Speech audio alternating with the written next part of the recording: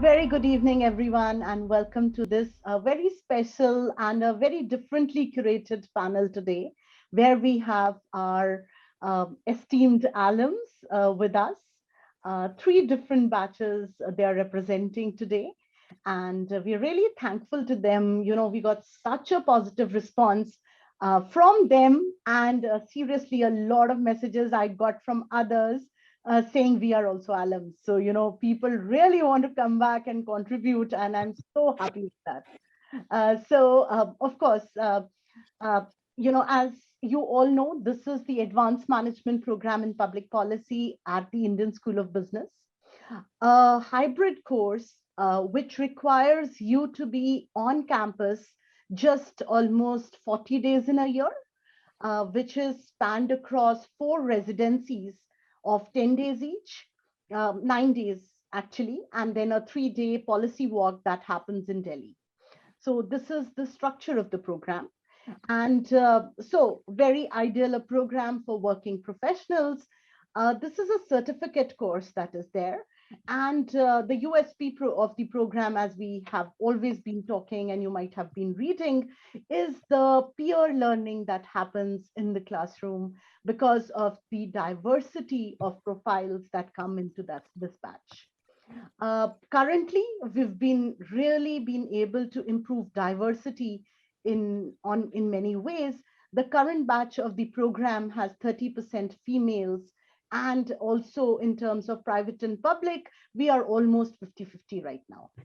So that's the kind of improvement that's happened over years. 30 is not a representative number. We want to go 50-50 there, and we are trying hard to do that. So with this brief introduction, let me now introduce the panel today to all of you. I will start with the senior most alum, senior most in terms of the batch. We have from the 2018-19 batch, Neetu Bhattacharya with us. Yeah, hi. Hey, hi, Neetu, our lady in uniform here. So nice to see you in a uniform, Neetu, while I remember seeing you in your beautiful saris when you and yeah, so she's an officer of the 1991 batch of the CRPF. Neetu is DIG CRPF, currently posted in Delhi. She was in Jammu while she was doing the program. She has received various laurels and acclaims like the Police Medal for Meritorious Service, Antrik Suraksha Padak, the Kathin Seva Padak. She's an author. She's written a book on poetry that was also, I think, translated into various languages, including Chinese, I think. And yeah, it was also showcased in the International Book Festival in China. And when she was here, that time also, Neetu, I remember you wrote a book that was really, I think you had given it to the minister while we had gone for the policy walk. Yeah. That's So, right. yeah, really good to have you here. You've been associating with us after, you know, your graduation, after you passed out, and it's been almost 3 years now. Thanks a lot for being here again. Thank you for having us. Yeah. Okay. So after this, we come to the next batch, and which is 2000 and 1920 batch, and we have with us Puneet Pandey from this batch, the fourth batch of AMPPP. Puneet, a very warm welcome to this panel today. Puneet has 28 plus years of experience working in business development, consultancy, policy formulation, and execution at different levels. Currently, he's a senior consultant with Delhi's Skill and Entrepreneurship University. He has worked with IPE Global, Ernst& Young, NIIT, ICFI, just to name a few of them. Puneet uh, brings in a very, very diverse perspective here to this batch and to this entire panel. And we will be talking to him about his journey and what he's been doing after he completed his program. Thank you, Arushi, and good evening to all the folks here. And my acknowledgements to ISB for, organizing this interaction. Looking forward to it. Thank you. Thank you, Puneet. From our very recent batch, that is the 2020-21 batch, Karthik was just mentioning for people who were already there that they've not yet kind of formally graduated, though they have passed. We are looking at a graduation very soon.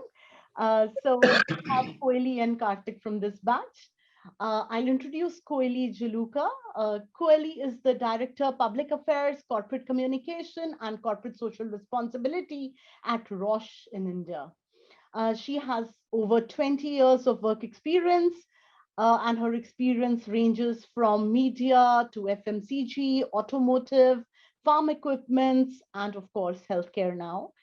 Koeli is a big advocate for women rights issues, diversity and inclusion, gender equality, and so on. Welcome, Koeli, to this panel. Thank you so much, Arushi, for the lovely introduction. And so honored to be part of a panel. So good to see a woman in uniform. So very excited for today's discussion. Thank you, Koeli. And last but not the least, our communications guy, Karthik Upadhyay. Karthik comes with a diverse, very, very diverse background and is currently a public affairs and communications strategist. He has a 24 plus years of experience, and he's been working with leading global organizations like APCO Worldwide, Yes Bank, United Technologies Corporation, Hindustan Construction Company. He is an entrepreneur right now, and I'm sure, Karthik, you've gained something from the program, and we were just talking about it, the kind of companies that you're working with, Yes. organizations that you're working with, and we'll request you to share all of those experiences, Absolutely. for the audience. No, it is fantastic. I think that last 1 year, I think without ISB's intervention, I call it an intervention because otherwise COVID would have really, put us in such a spot. We had this fantastic distraction, which we really had a great experience, and dealing with you and all the other professors was just mind blowing. So more during the conversation, but thank you very much. Good evening, panelists, and good evening, participants. Thank you, Karthik. Thank you so much. I'll begin this conversation, once again, looping back to Neetu first. And, Neetu, you are our woman in uniform. Such a senior, police officer, such varied experience from the field. What were your expectations when you joined the program? And can you just highlight how did this program help you in whatever you are doing today? You're on mute. Thank you, Arushi, for having us here again. And for everybody else who has just joined and wants to know what were our expectations. See, my reasoning for joining the course was very different from what everybody else wanted to do. So I'll just focus on what I looked forward to. After putting in these many years of service, I wanted to go back to the drawing table and find out how exactly a public policy should be formulated so that the results are what is practical. That is number one. Number two, what I looked forward to was to look at the advancements that continue to happen in the field of public policy. There was a time that we were not talking in terms of a real study on it. That was number two. And number three was that I work in a field which talks about internal security. So there's a lot of terrorism and conflict and other such things. However, when we try to resolve conflict in any situation, it is a myriad things which are going to affect as to whether your policy is actually working on the ground or otherwise. The point is that internal security cannot be just the use of force, and it does involve a number of other interventions. Now, because those interventions continue to miss because of the immediate conflict situation. Therefore, I wanted to go back to a proper school with a proper working environment that allows me to think of varied dimensions that I might have missed out because I was putting in so many years of service. And one of the things that really brought me to ISB was the hybrid structure. It allows me as a woman to be able to look after my job.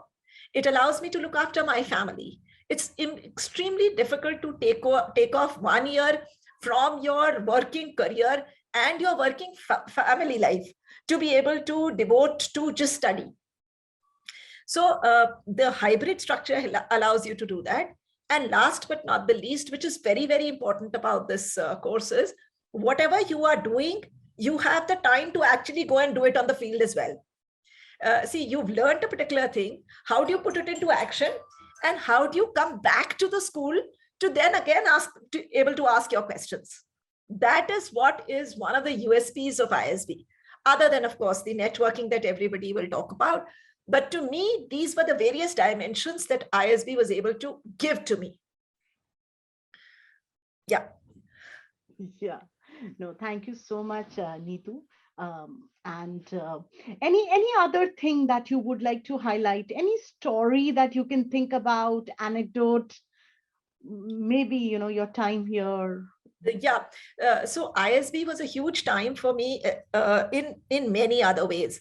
It was able to take me off from a conflict situation, of course, but one of the things that I remember very, very vividly about the kind of friendships that I was able to build was that the country underwent the trauma of the Pulwama attack, where we lost 40 Jawans.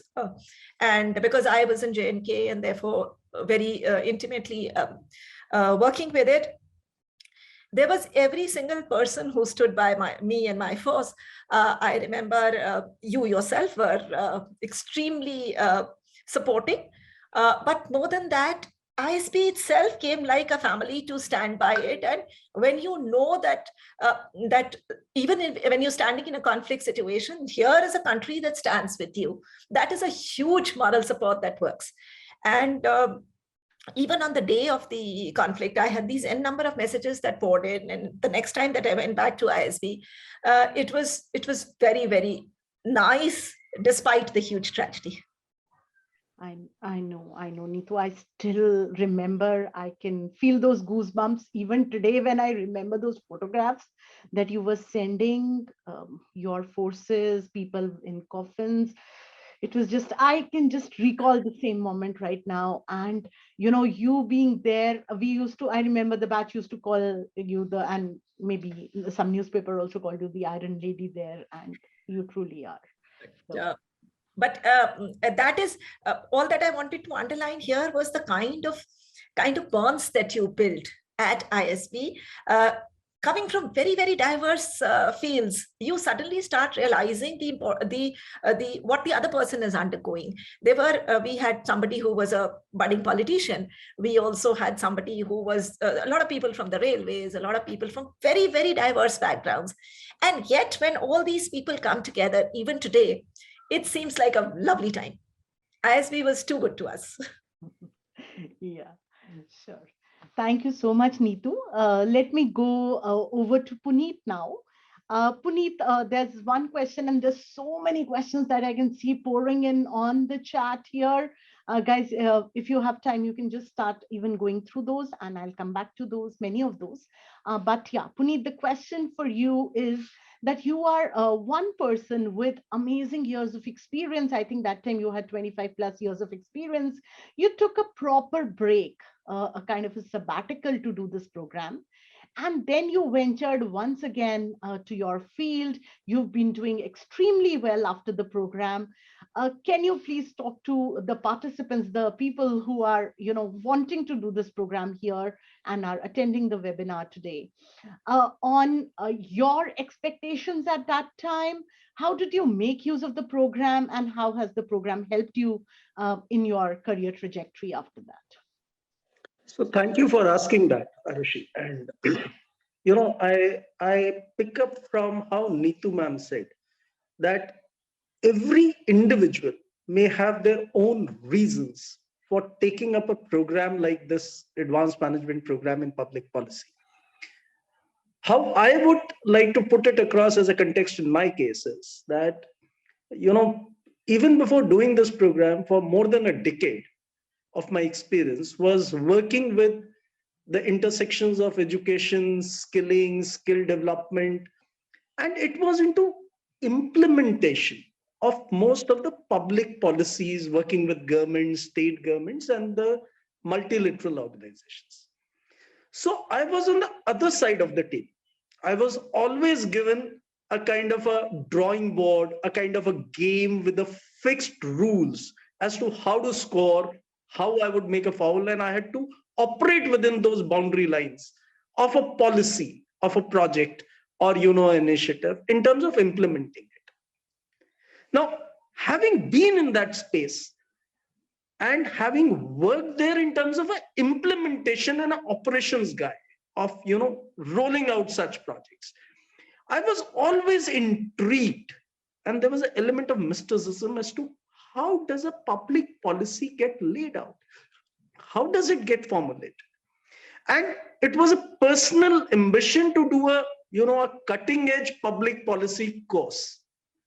Now, looking at my situation of my life cycle and how I was, I felt, even while I take a full break and I evaluated a full-time program from somewhere like I am Bangalore, in terms of a 2-year course which had an internal immersion.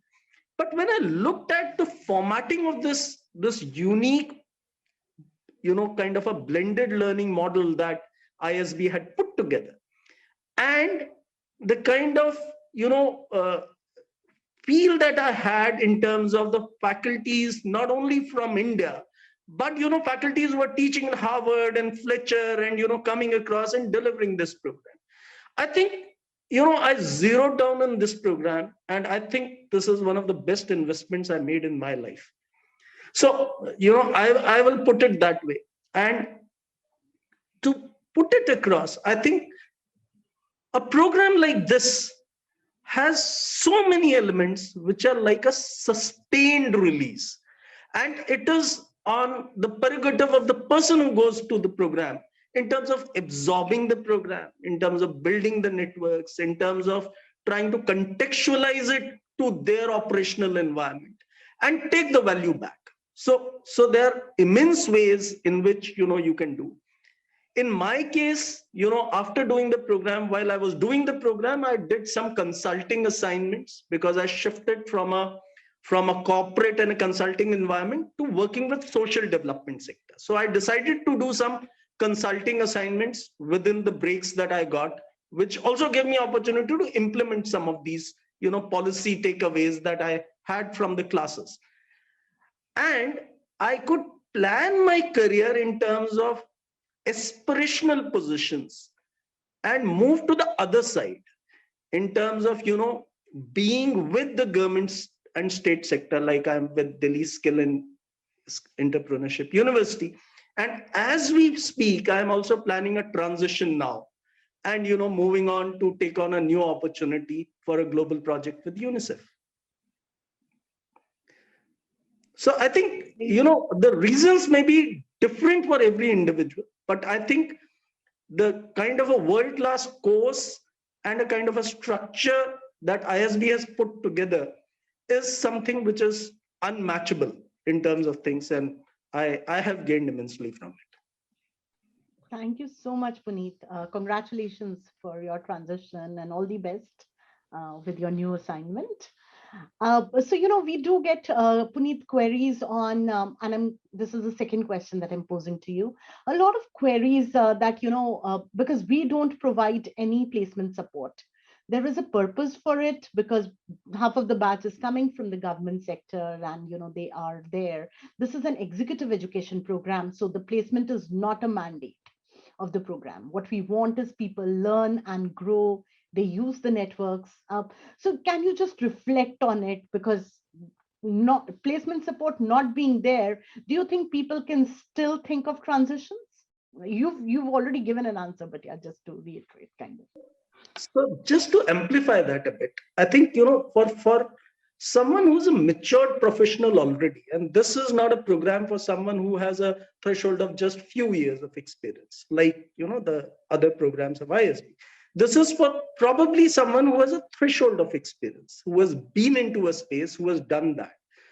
And this program, irrespective of the fact that there may not be an active placement opportunity support by a ISB team, gives you enough opportunities to cover your blind spots in terms of, making yourself a well-rounded public policy professional, and project it in the right way, with the networks and contacts, and definitely the kind of a lineage that you have of doing a world-class course from ISB in terms of moving forward and planning your own career.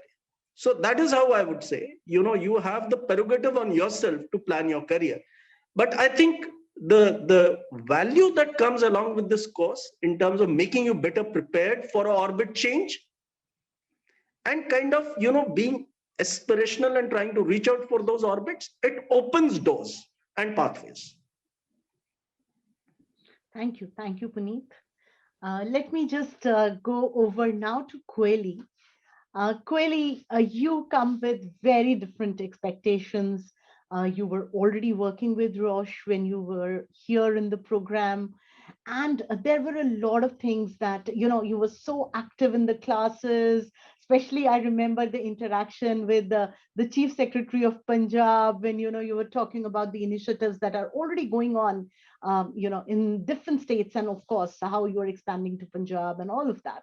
So, of course, I understand your expectations being very different. You are from that field. You continue to be in that field. How has the program helped you particularly? So Arushi, you're very right there.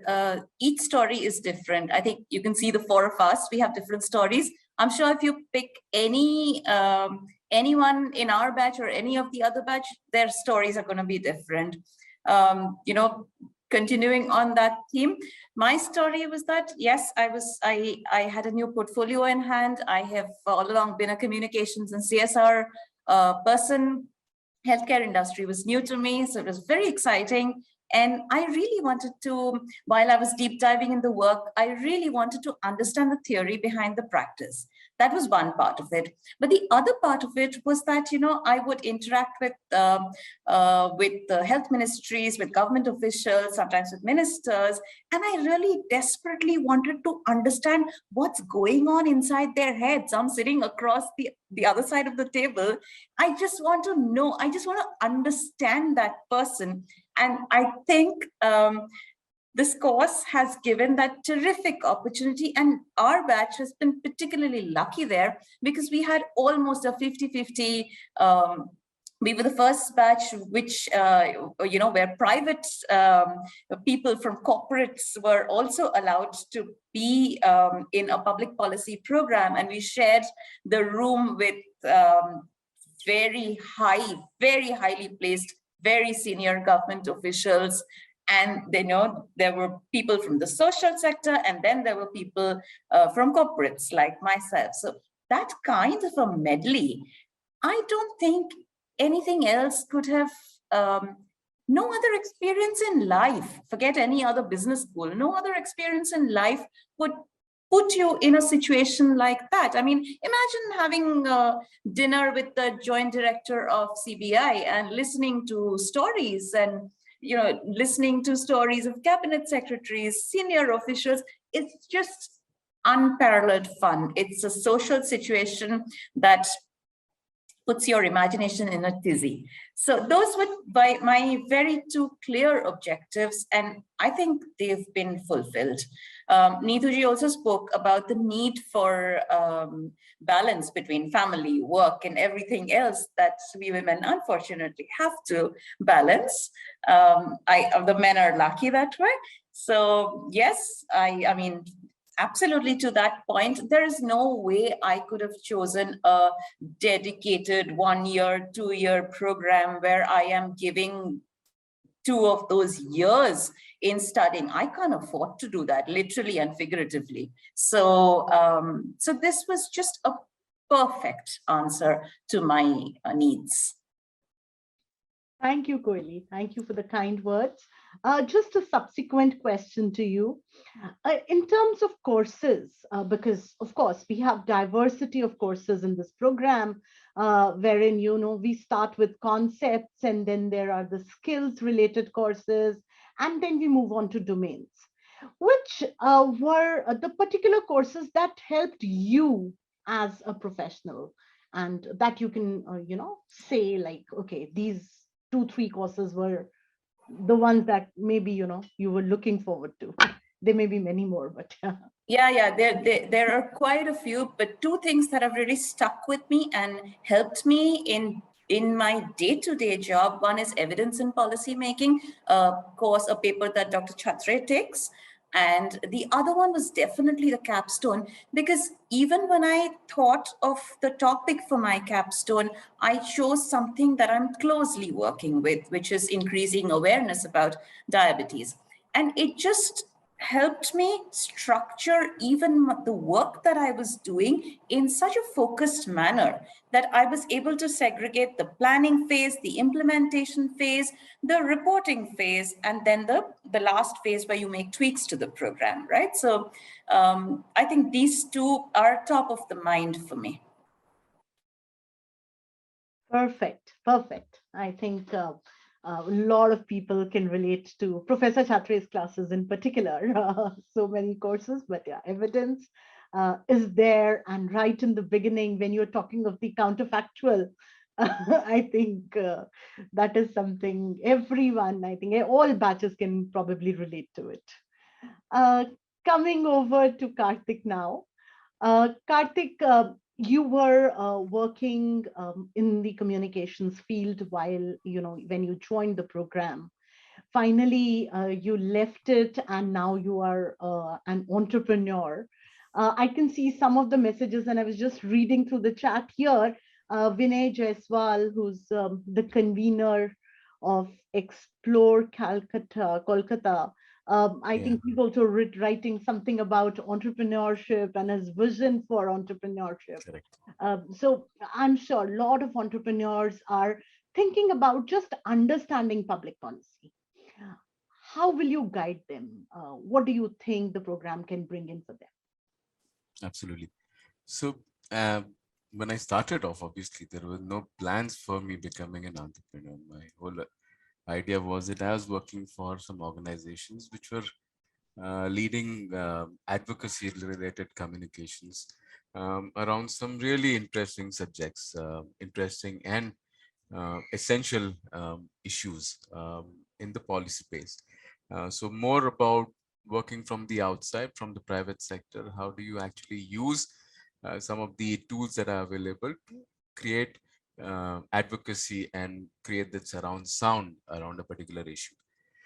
Over a period of time, my realization happened that there is a policy, then there are influencers, and then there are decision makers, and then there is someone who's actually getting impacted. But if I was to actually understand how am I going to improve my own contribution to the entire scheme of not scheme, lack of better word, I'm using scheme.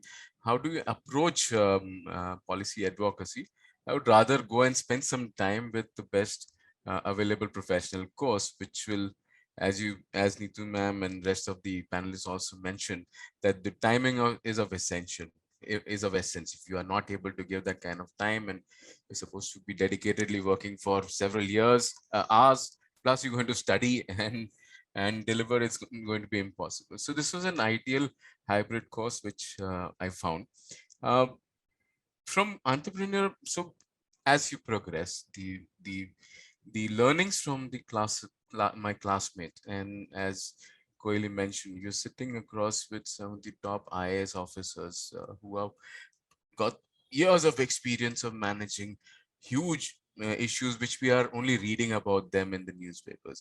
You have got IPS officers who have actually managed some of the most difficult situations, or for example, some of the even in the private sector, my colleagues, Koili and all, they've worked in some really interesting areas of somebody who's working with clinical global health, the way they are doing. So all these things, gave me an idea saying that my experience that I have right now with the combined engagement or the conversation that we have had at ISB is fertile ground to actually explore and try and step out and try your hand at entrepreneurship. So it was for me the decision making of becoming an entrepreneur was mostly on the shoulders of my colleagues and my classmates and all who actually said that, guys, there is an opportunity. If you have the conviction and the kind of inclination, you should not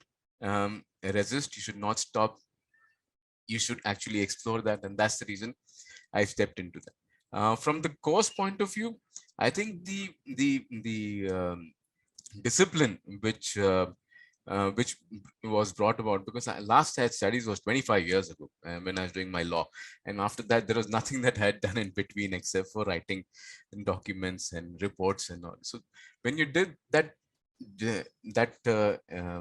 approach towards how disciplined you can be once again, and that discipline for the last 1 year which we were able to imbibe allowed me to start thinking proactively, start planning, and then as an entrepreneur, what are the things that I need to do which will actually make it a success. And thankfully it has been a pretty decent journey since the time I started off from April last year. So yeah, this is what been my journey with ISB in the last 1.5 1 year plus.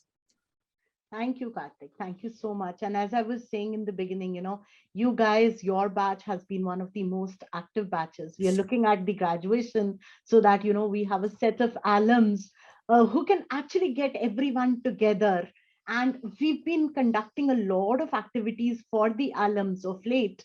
But then if there are these geared initiatives, I think, you guys are going to pioneer all of that. And we look forward to that.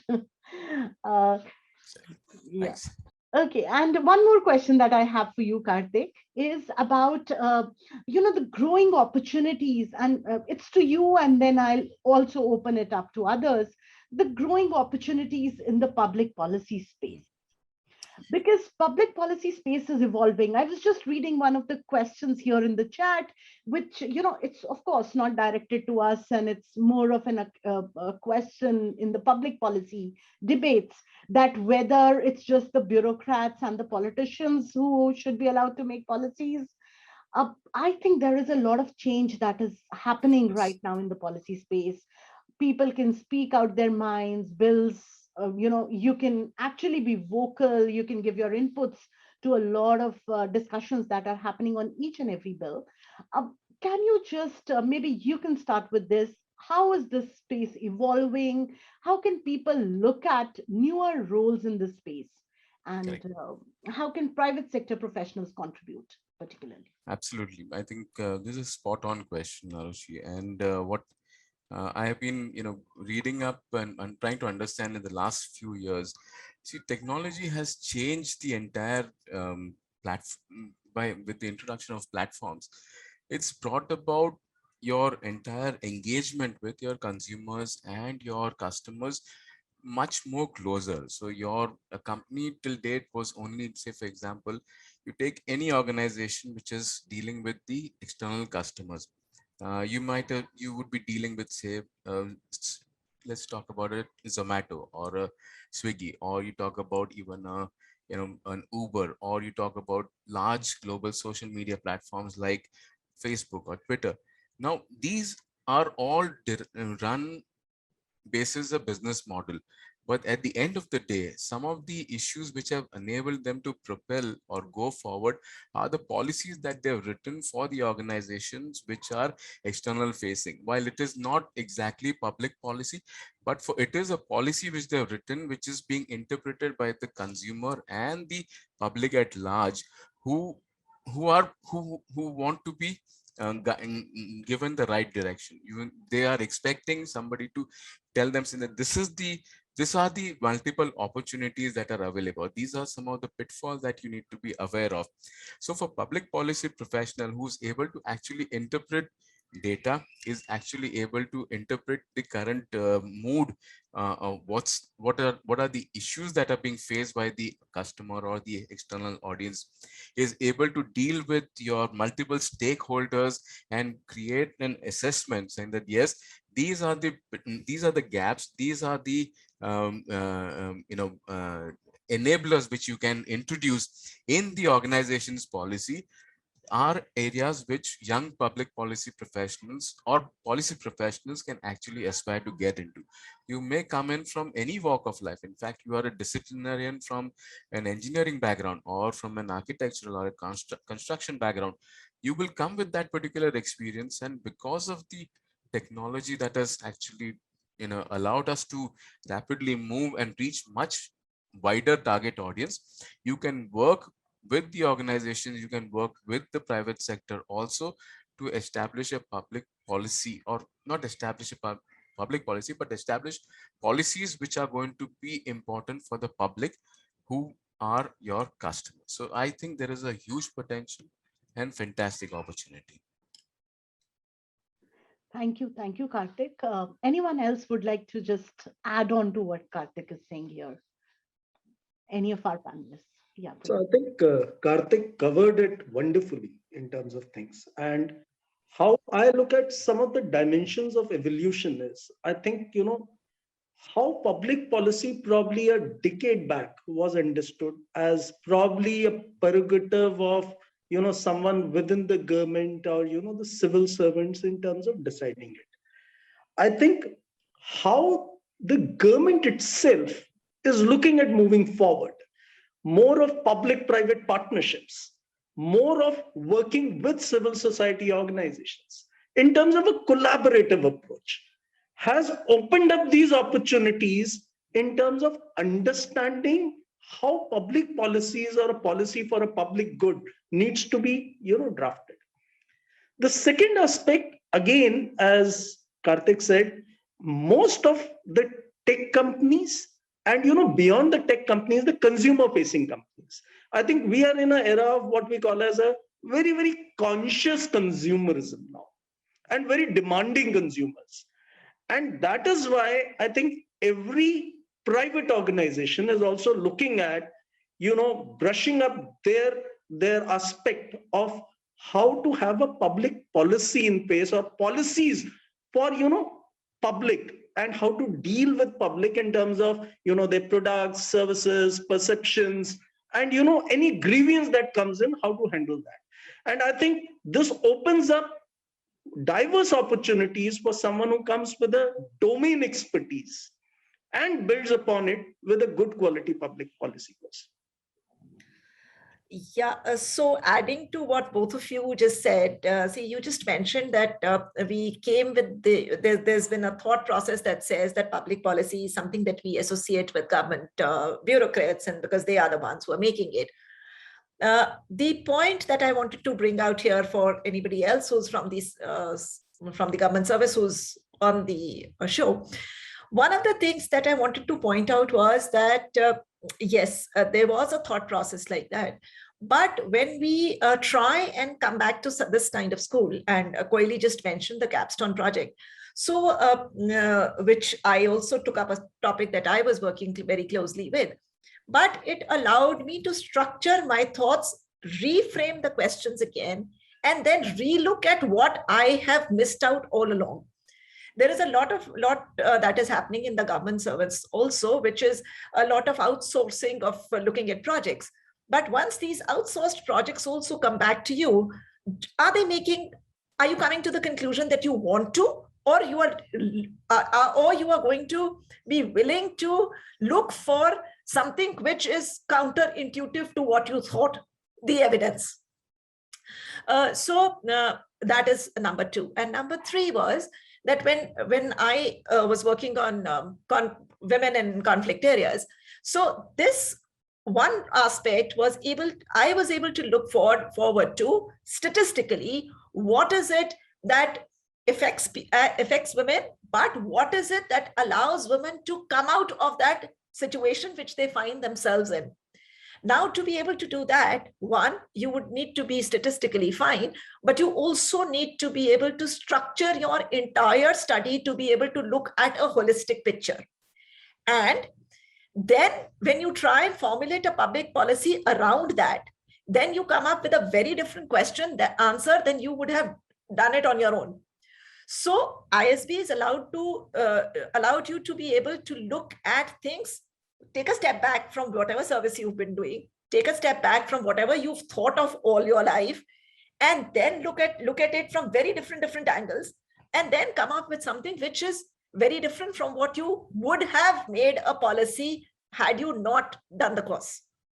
So this is something that I thought that I must bring to the notice of people who are on this side of the table.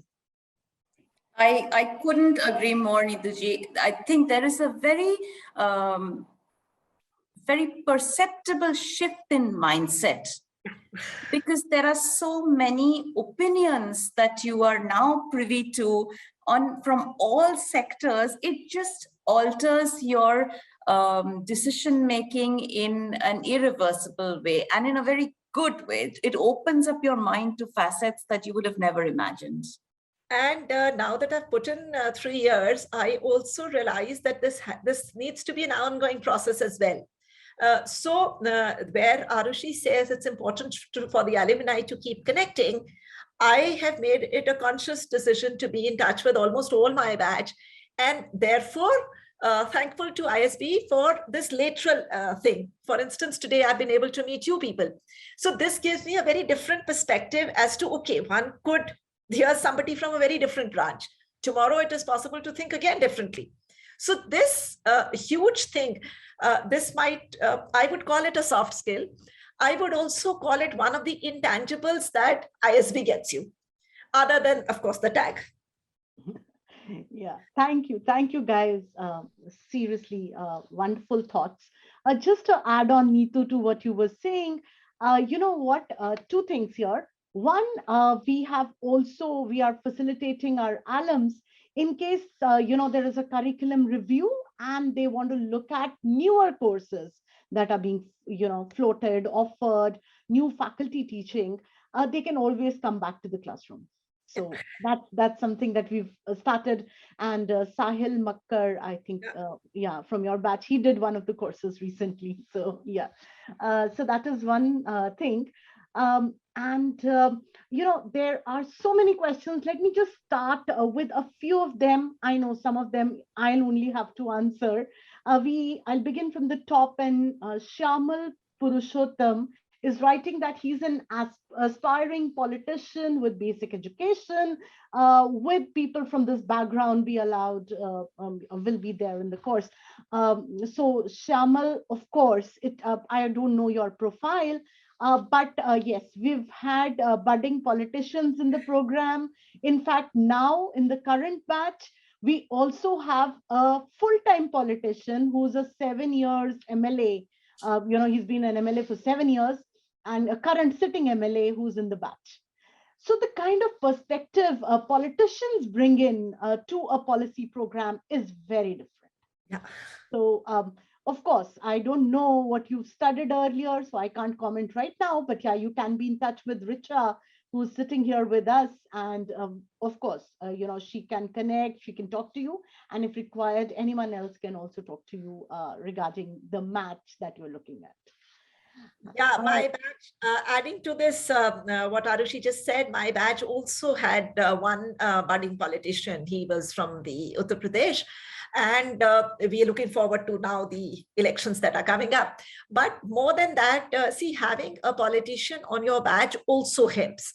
As Koili just mentioned, it's what is the other person thinking? So here is what you also get. So I guess if you are thinking very seriously in terms of looking at a course, let me be a little more open when I say that the level of education that you've had, formal education that you've had, does not really matter, in the sense that here is one course that allows you to think very, very, very, very openly. And as it was just mentioned by Puneet, there are some of us who've taken a huge break. We could have done a course at some point in time and then not done anything, or continued an education with very, very diverse things. It could be anything. What is important is come back to a school, come back to structured reading, come back to somebody like Professor Chhatre who's going to force you to read anyways. Yes. Right. So I'll go on to the next questions, and I think this one is kind of for you, Koeli. I think you can answer this. Vinod Pandey is saying that he is working with the PSU and is a senior manager CSR. He's already worked with the SR Group, Tata Power, Reliance Industries as CSR in public affairs domain. He wants to know how ISB can help him and what is the learning that's there. He's also writing that right now he's working with state governments and district collectors, and how I could contribute to policy formulation of district development programs and priorities. Oh, I mean, Vinodji, thanks. It's a great question, and you know, I can really relate to you. You're where I used to be, and working as a CSR head, I strongly recommend you do some public policy program. I'm not saying you have to do it for ISB. The change that you will notice is exactly the two things that I very clearly articulated. One is understanding the mindset of the current policy maker, because if you are going to suggest tweaks in the policy, you have to first know what's on their mind. And this is the creme de la creme of our country, right? There are no fools sitting out there. If they're making policy, they have all the tools, all the knowledge in place. And there's a reason why bureaucrats make policy, right? And not citizens like us. Having said that, there are very interesting facets that you can bring to the table, and it is only through conversation that you can do it. So absolutely, yes. I mean, this course is something that is very well positioned for someone asking the kind of questions that you're asking. Thanks, Koeli. Thanks for taking this up. Just a small thing that he had was that whether the course covers the financial management aspect of project management, I would say not really, no.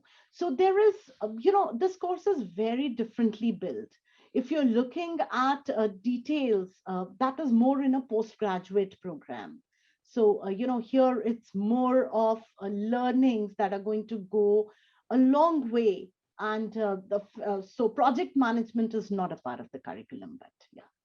Yeah, it's not an MBA course. This is very specific to public policy. Yeah, true. There is one question, and I just realized that none of our people here are from this industry.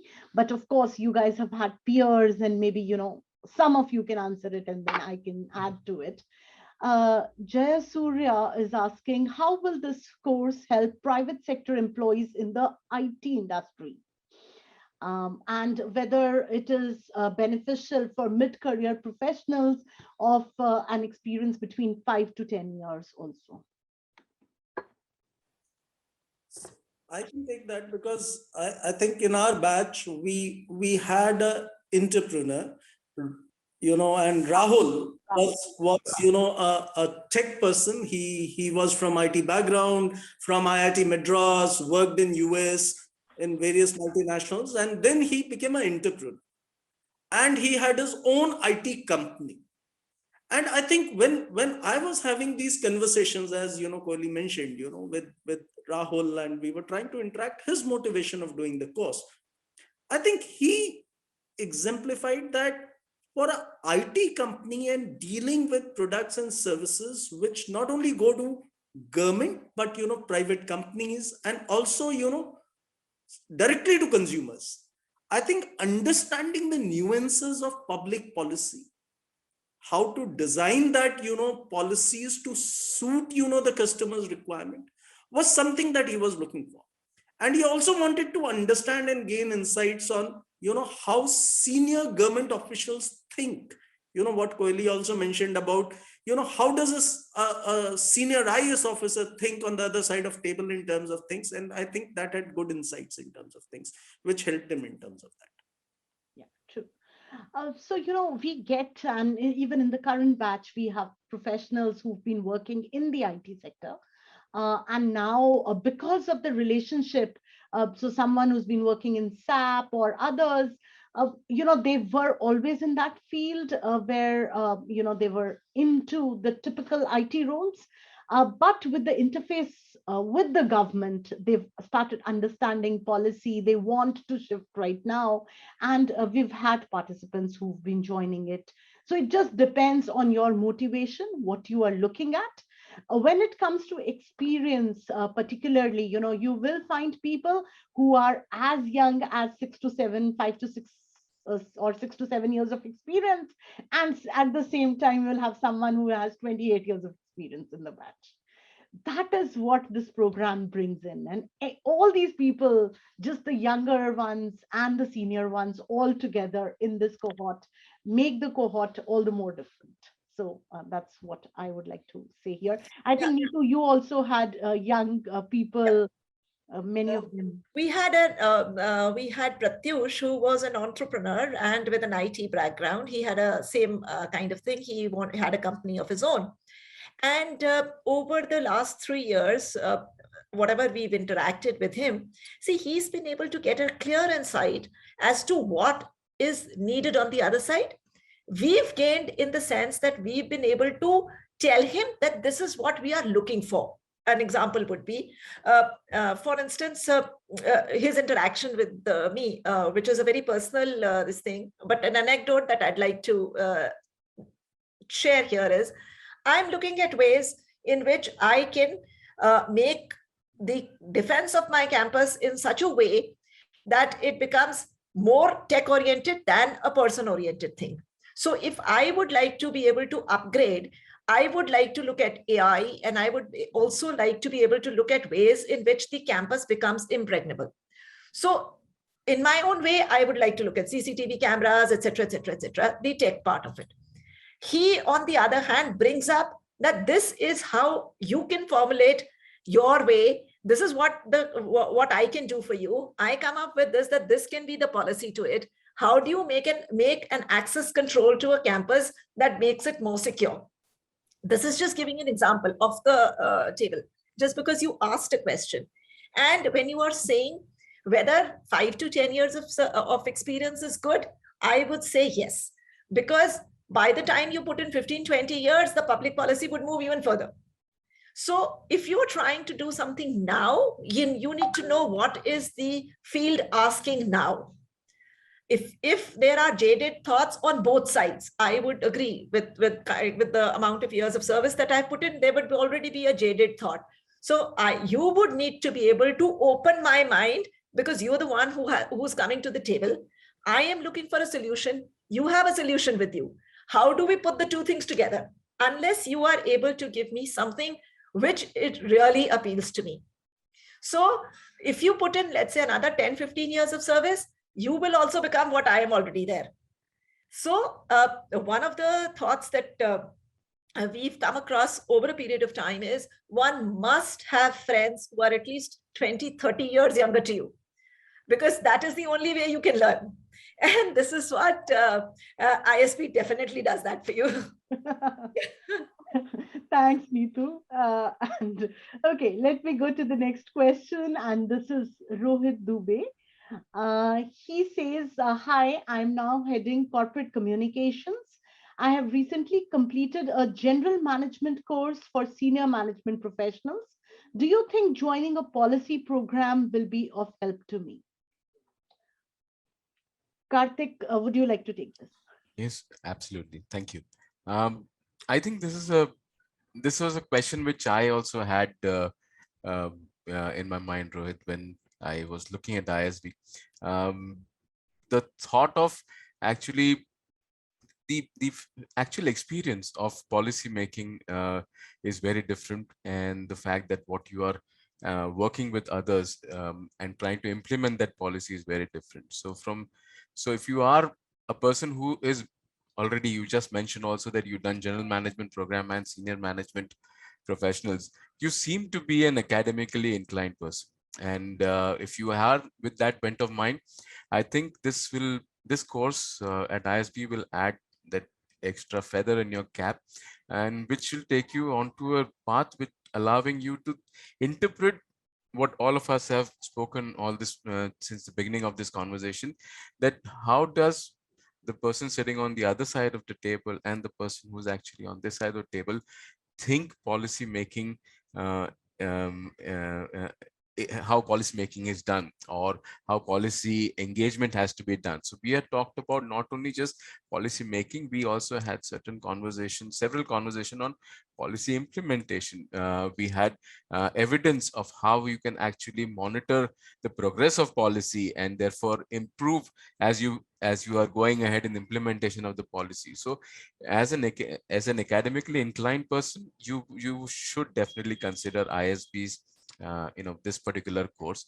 That said, there is a very thin line, especially now, between communications and policy professionals, as in public affairs professionals, because at the end of the day, you are representing your organization, and you will need to be, you cannot end up being just a postman for your organization. And unless and until you have a clear understanding about what the policy issues your company is facing or the sector is facing, you will not be able to communicate effectively to your stakeholders also. So from that point of view too, if you were to do this course, this is an added added qualification or a learning for you to actually go ahead and do your job as a corporate communications professional much more effectively. That's about it from my side. Koili, I think you also would definitely have a few points to add on to this. Yeah, I mean, I agree with what you're saying, Karthik, but I just think that, I mean, Rohit, it's your career at the end of the day, right?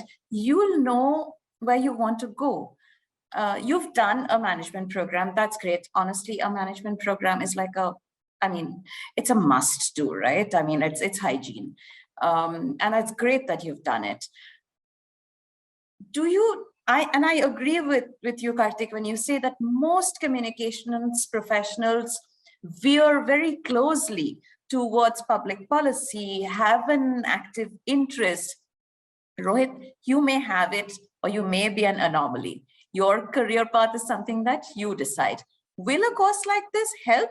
Yes, it helps in many ways. The first thing that I'll say is that it helps in opening up your mind, which I've already said once, right? But ultimately, you're the master of your fate. Yeah, Kweli, you've taken words from my mouth, actually. Exactly this. It's you have to think of what you intend to do, what are you looking forward to, and you'll be the best judge whether a policy course is suitable for you or not. A similar question, and I think, Neetu, you want to add something here? Yeah. Just adding to what both of them said, this is for everybody who's here, who's joined us for this Q&A session. Please be very clear as to what you want from this course. This is something that Arushi had mentioned at the first go itself. This is very important because you must know what you're looking at. Two, what Puneet had already pointed out, I'm just reiterating it. It is up to you what you are going to take away from here. See, there's going to be a number of things which are on the table. How you take it, how much you take it, how much you are able to absorb, and what are you going to remember in your life later is actually going to be what you have to decide yourself. You've already done a management course just now. I mean, there's not even a break which you just, as I understand it. Please be very sure that this is what you are looking at before you actually do it. Thanks, Neetu. Vinod is writing, please share the course syllabus in detail. Vinod, one is the brochure, but if you go to the AMPPP website at ISB, you will find the curriculum. And in front of the curriculum, you'll find the terms, you will find the courses, you'll also find the details of faculty who are teaching all these courses. So, all of that is on the website. There are, some general, I'm just generally talking, I can see some very general, I'm not going to name anyone, but pessimistic things regarding, policy things happening in India and whether anyone is going to able to contribute or not. Guys, see, this is not a discussion on public policy here in this forum. We are here to talk about a specific program. And there was someone who was mentioning international programs, mentioning certificates being given for 6-month programs at so and so rates. Please don't do all of this. Each program is very different from one another. And I'm not naming universities or every university abroad in India, institutes of eminence in India. If I talk of IIMs, we also collaborate with them and work very closely, be it international universities, top universities, or be it, Indian institutions. We have very strong relationships with all of them. So nothing positive, nothing negative about anyone. Our faculty comes from all of these institutions, very revered faculty. So no comparison in terms of pricing, this, that. Every institute has the flexibility to decide on the fees, the curriculum, how they are going to offer it. So I'm not going to talk on any of these comparisons that are being mentioned in this chat, and particularly one person is writing on those aspects. So I'll not go to those questions at all here, but just wanted to address them particularly. Another question, Kartik Kweli and Neetu, you've just answered, very similar. Pradeep Mishra is saying that he's heading corporate affairs, industry, and government advocacy at UPL Limited. How is this policy program beneficial to him from a policy advocacy perspective? I can take that, and maybe Karthik, you can add on. I think Kohli, you are apt. You are actually living it. Yeah. So Pradeep, unlike Rohit, you're already doing the job, right? He's still doing corporate communications. You are already doing a corporate affairs job because you've mentioned the name of your company. I know it's a listed company. So this is going to help you. I'm going to be very candid. Something like this is, I was in a very similar position. I wasn't in a listed company, but I did have listed company experience. And what you're going to understand is how to bend the curve, how to understand policy making, how to contribute effectively, and also how to help your organization align with that policy making. So yes, definitely. I should think. Karthik, what do you feel? I agree with you 100%. The added value over here, Pradeep, would be, sorry, did I get your name right? Yes, Pradeep. Would be the networking opportunities. Being in this space, you will need to be you need to be engaging with government officials.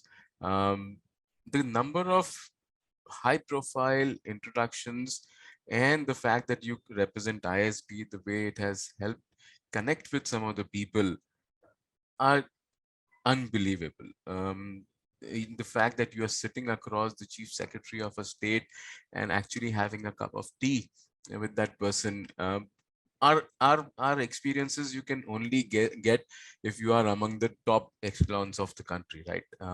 It doesn't stop you over here. That's the second part of it. Third, the fact that your own peers in the system, they shed those inhibitions that yes, I am an IAS officer, I am an IPS officer, I am.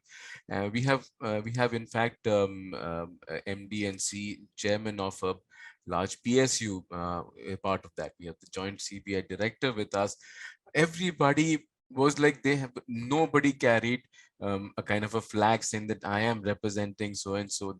And therefore the learnings that you get during these conversations, which are not off campus but off classroom, are just unbelievable, and that helps you open up some different set of perspectives, which I cannot explain to you here over a video chat, but it is something which you will really cherish for the rest of your life.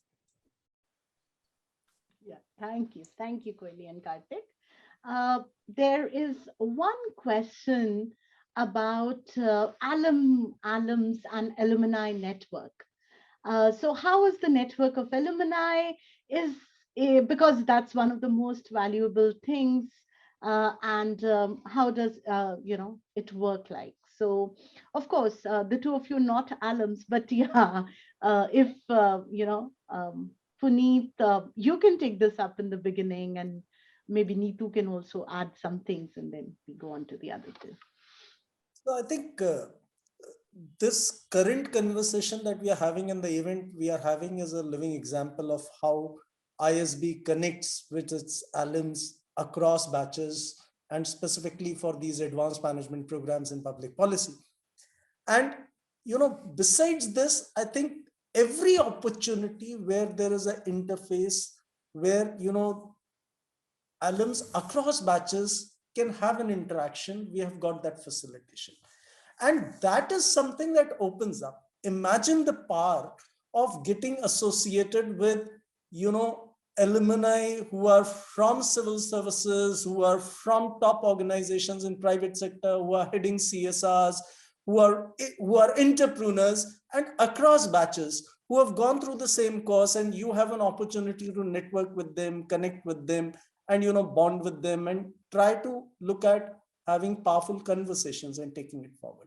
So I think that is the most important takeaway, if I would say, in terms of things, and it has a sustained release over a period of time, and it only grows over a period of time. So I would say, this association with this course is not a year long. It is something that is sustained, and it moves across over the period of time. I think I did this course, I passed out in 2020, but about more than a year and a half away, I am reliving the memories of my batch, my cohort, and keep connecting with them. We have individual official chapters, we have unofficial get-togethers where we connect and we bond and take it across. Thank you, Puneet. Over to you, Neetu. Yeah, so when you say that the question was, is it one of the best takeaways? One of the best takeaways, yes. But as I said again, it again depends upon what you will take away. How much are you willing to open up? How much are you willing to connect? And how much are you willing to connect with everybody else? In every college life, in every school life, you will have some friends who are going to be very thick friends. There are going to be some friends who are going to remain acquaintances. Depends upon what you will, how open are you to the idea. ISB is giving you a platform. ISB is also giving you space. It is giving you an opportunity. It's also allowing you to come across and bond. How much you do that is going to depend upon you. For instance, there was one batch that I came back with at ISB. Arushi had very kindly invited me, and it was very nice. Now, those people, out of those people, 2 or 3 have continued to be friends. There are a lot of them who have drifted away. It again depends upon what are you going to do about it, and how much are you going to make sure that, or even on a WhatsApp group, how active you are depends upon you. But be sure ISB is going to give you a great platform. What you do with it, how long you do it, and how long is the sustained release going to be is up to you.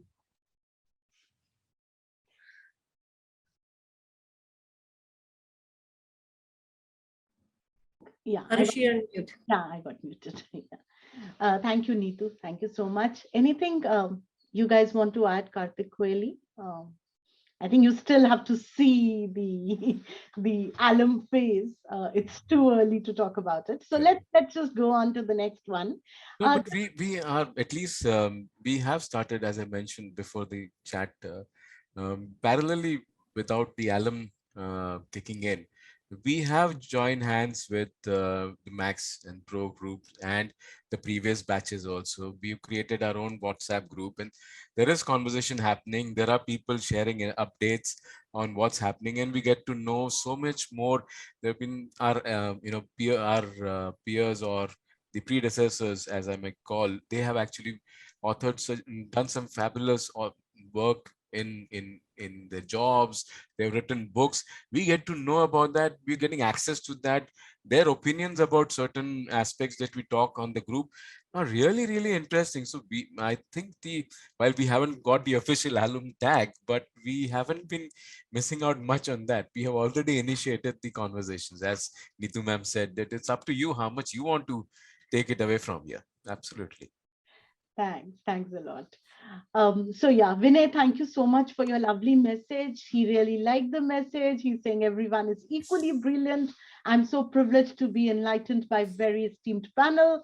Thanks much to all. It's a great initiative. Thanks for organizing it.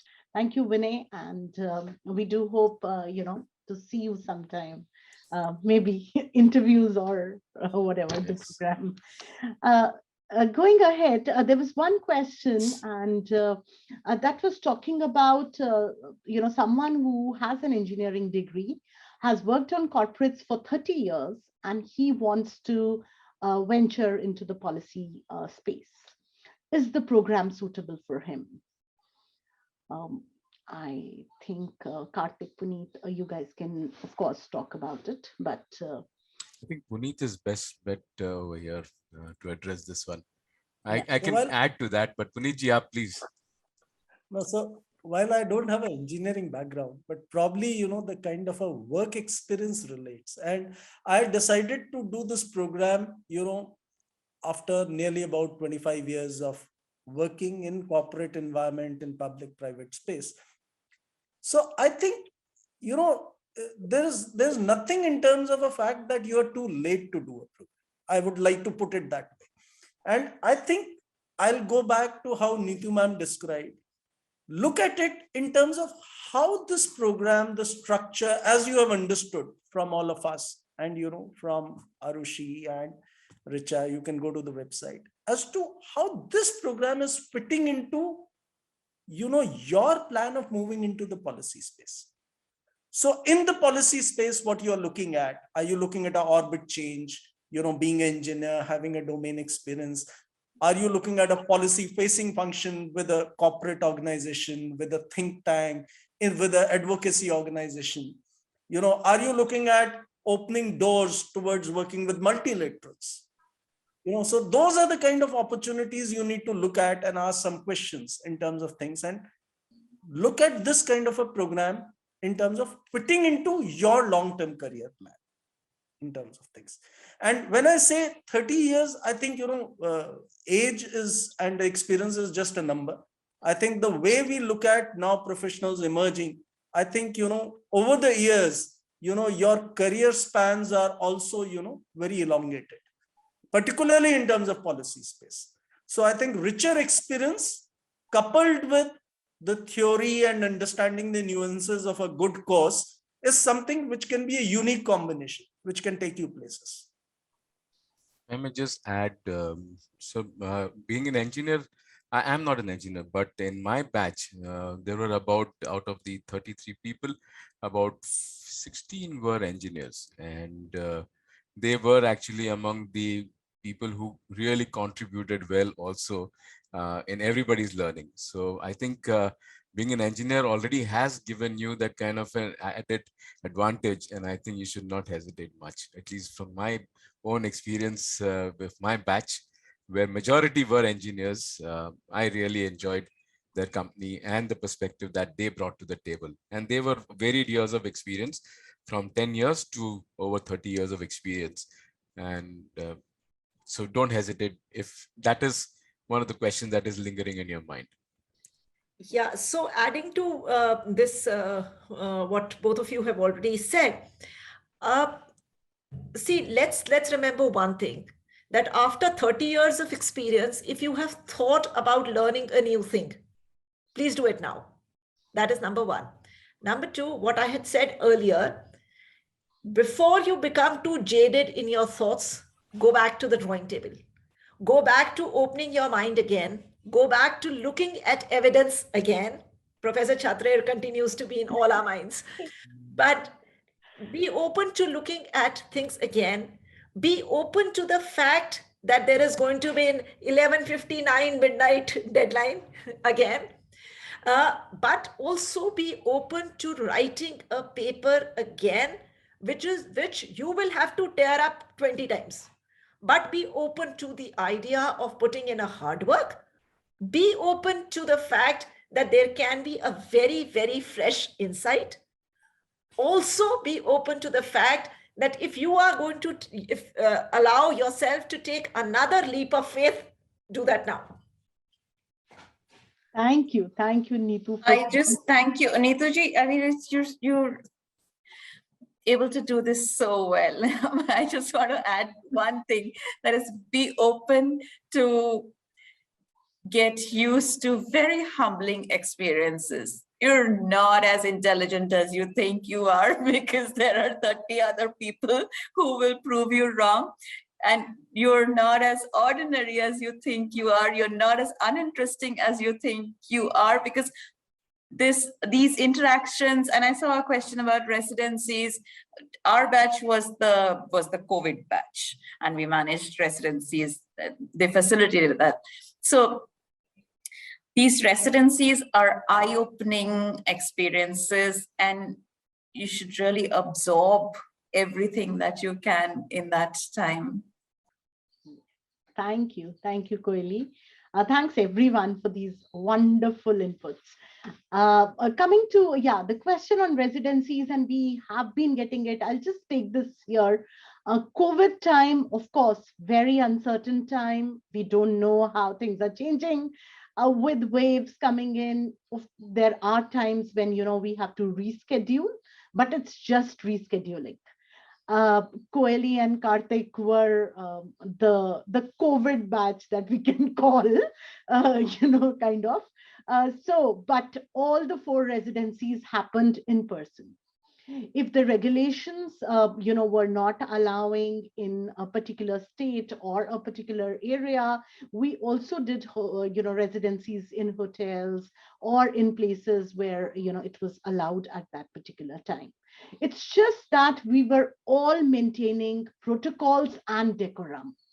Everyone was tested before they are coming for the residency. We were trying to create a cocoon where, it's just the batch in a particular hall, and everyone is just interacting with one another. And we were so fortunate that, all the 4 residencies, there was no incident while people were there for the 9 days. So, we've managed it, we've done it, and very successfully we've been, doing it for that batch and now for the current batch. So with all fingers crossed, with the current batch, we had a recent residency at Hyderabad campus. Yeah, now we are hoping by the time the next residency is there, the wave is going to die down and God's going to hear us out with honest intentions. And adding to that, my batch was one of the non-COVID batches. We were the pre-COVID eras. And for the benefit of anybody who wants to listen, we had a wonderful, wonderful graduation ceremony. It is something that is to be cherished for a lifetime. Koeli and Karthik, you will not agree to an offline thing, but we were we were the ones who were permitted to bring our families. So somebody with my kind of lifestyle, I was able to bring in my daughter and my son, and to be able to have that graduation ceremony with very grown-up children. My daughter is all 25, my son is 24. So to be able to do that with your children watching, it is something which is out of the world experience. Do not leave it at all. I'm instigating both of them. So I just have to add here, Puneet's batch, we did a virtual graduation just because they needed the degrees, they needed the certificates for their career. So now both the batches are going to have a physical graduation. Oh, great. Wonderful. Wonderful. Look forward to it. Yeah. Great. So that's your game. That's your game, Puneet. I've earned my coffee today. Yeah. You motivated us so much. I was actually going to shoot off a mail saying that we don't want our certificates otherwise. No. I've earned 2 more coffees, 3 coffees too. So Arijita, Bishwajit, thank you so much for lovely messages that you've written here. One thing that, it came up earlier, I remember it's just come back again. People, if you can talk about your experiences about, the selection process in the terms of, how were your interviews? Oh, I can say a lot, but I think you guys should talk about it. I'll go over here, but Yeah. Arushi can be very intimidating. She was the one who conducted my interview, and not even a smirk. She was so on point, and she asked me some of the most difficult questions. She had done her homework, but I think what we went through is that they gave you a chance to detail out what exactly is playing in your mind. It's not that they hold it against you, saying, "Oh, you said something." Maybe you have conducted so many interviews, you hired people, you have fired people, but when it comes to giving interviews at a particular time, especially in academic background, it requires a little bit of preparation from the participants also. So don't consider it as a easy, catwalk. It's just going to be an easy access to ISB. No, you need to definitely write your paper also well, submit it. It has to have merit. Two, there has to be understanding about why and clarity as to why you want to pursue this particular course. You need to be prepared for that. And then third is uh, your conviction at the end of it, the question that I posed to you. I'm sure if you are already clear on why you're doing this, then rest of the conversation with the professors will be quite easy. So it's not difficult, but don't take it for granted. That's all my advice is. Thanks, Karthik. Over to Koili. No, Arushi is not intimidating at all. Come on, Karthik, I have no idea what you're talking about. No, Arushi, you were really sweet. But yes, I agree on everything else that you said, Karthik. The first step is the SOP. That SOP, and I remember the first thing that Dr. Chatri and Arushi told me in the face-to-face interview was that your SOP was so convincing. So the first step is to nail the SOP. And there you have to be as authentic as possible, because no one can narrate your life story better than you can, right? So the purpose needs to be very, very clearly articulated. The next part, exactly as Karthik said, is that you need to be very clear why you're doing this course, what you're going to get out of it. And for that, just like today's panel, I would strongly recommend that reach out to alum. Reach out will help you do that. I have spoken to so many aspiring candidates, from different walks of life, not necessarily people from corporate communications only, just people who want to know whether it's going to help or it's not going to help, because it is a lot of money and time to invest. It's a year of your life that you're putting out there. So that clarity is it's absolutely imperative. And the last part, exactly as Karthik said, if you have nailed the first two, the last one is going to be a cakewalk. It's going to be a breeze. You obviously, everyone is nervous during an interview, and I think the panel, the interviewing panel realizes that. But the authenticity from your SOP, the clarity that you have in mind, all of that contributes to the final selection process. I'm sure that's how it works. Yeah. Thank you, So Koili. couldn't agree more with Koili and Karthik here. I would only say that, as I summarize, be yourself, and find that reason to do the course, why you want to do it in terms of things.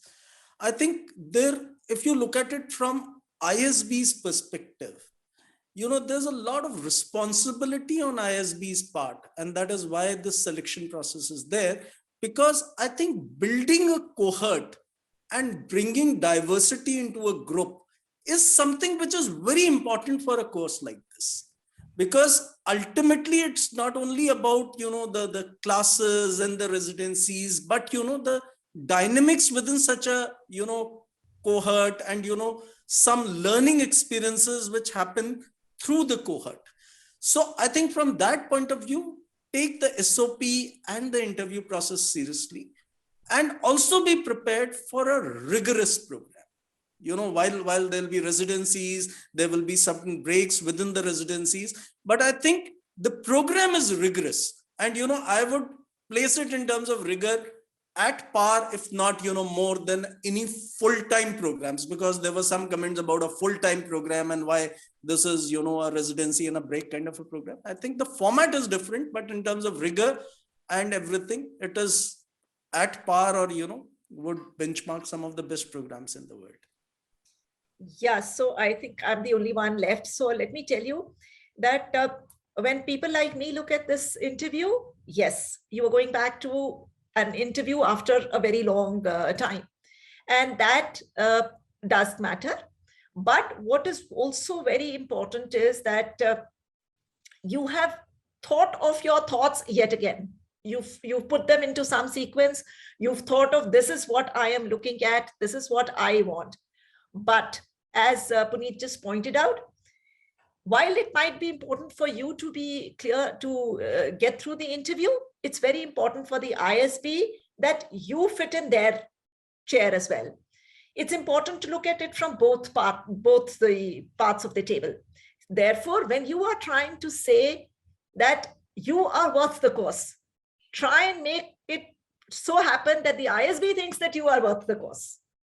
So it's not just your money on the line, it is their reputation also which is on the line. You are going to carry the ISB tag, that is going to matter to ISB as well. So every time that you are able to make it, every time that you apply, be very, very not just honest, but be very rigorous in what you are trying to say. Think about what you are going to say and say it with a lot of conviction. So while Arushi now seems like a very smiling person, she is a wonderful person once you reach her. Till she has selected you, be, as Karthik said, be very, very prepared for her very sharp questions and very incisive thinking. Oh my God. Thanks, guys. And okay. Thank you for making my life easier. There were these questions that we get even in the info sessions, and we couldn't have answered it better. So what we are looking at, as all of them said, is the right fit into the program. Richa is our marketing manager. And very recently, Richa was telling me last year it was 100 and I don't know how many, 50 applications, but, we only selected, finally the cohort was 35. Can we go to 50 this time? I said, Richa, that's 35 to 40 and that's 35 to 40. We want to stick to 40. And I know the application pool is going to increase. We're getting amazing applications, but what we are looking at is motivated people who are, so it doesn't make a difference whether, you have an experience of 6 years or 26 years, as we said earlier. It's just clarity in your head on what you want to do, what's your focus in life, what is it that you will bring to the classroom. And as Neetu just said, and how will you carry ISB's reputation after you graduate? So all of that put together is going to get you to the classroom. Thank you. Thank you, guys. Thank you so much. Thanks Thank you so for much. hosting us.